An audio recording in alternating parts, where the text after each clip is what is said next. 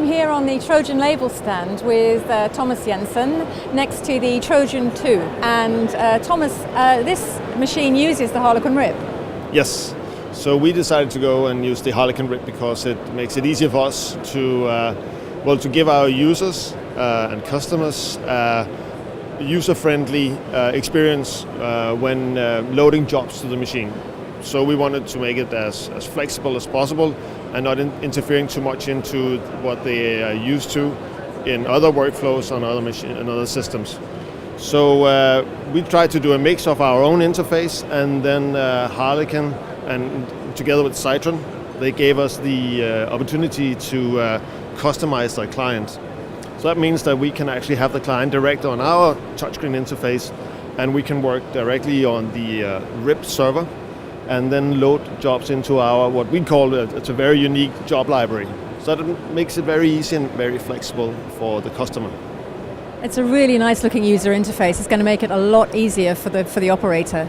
Yes, so that's one of the first things we actually looked at when we wanted to do something new, and we want to have a little bit of innovation in terms of how you work with the machines, not to make them intimidating.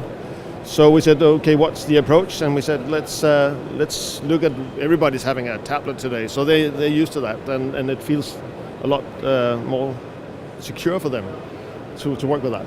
So you were saying that they'll be able to drive the Harlequin RIP from this interface? Yes, so we're just launching the new web client, which will be driven directly from our touchscreen. So that means that customers can do imposition, they can rotate, they can change the colors, they can look at their spot colors directly from the touchscreen, send it to the RIP server, which we've actually placed outside the machine. So it gives it more flexible if you need to upgrade your hardware later on. You don't need to shut down your production, you don't need to shut down your Trojan 2 to change anything on the RIP server, because we know technology is, it wants more and more power.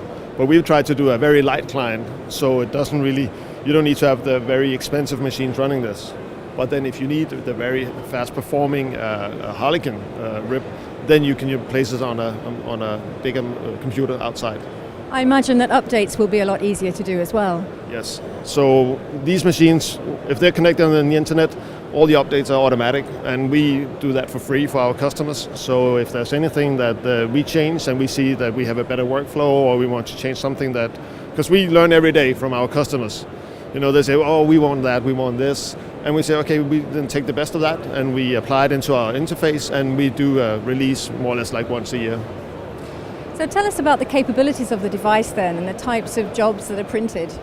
Yeah, so what we've seen a lot, a great demand for lower volumes, but more flexible volumes, more personalized, a lot of variable data. And of course that's what the Harlequin RIP can also do for us.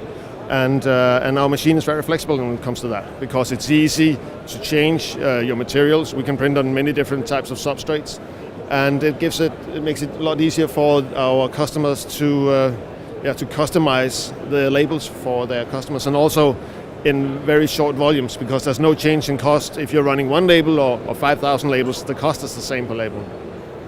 And it's a very compact device as well. Yes, and it actually comes on wheels, so you can roll it in. It's very easy to install. You don't need to calibrate anything. So you roll it into your floor, and what's really nice about it, that it runs off your regular wall plug, and you need a network cable, and then you're up and running. So we say 1 to 2 hours, then the rest is just training on the machine. So very simple.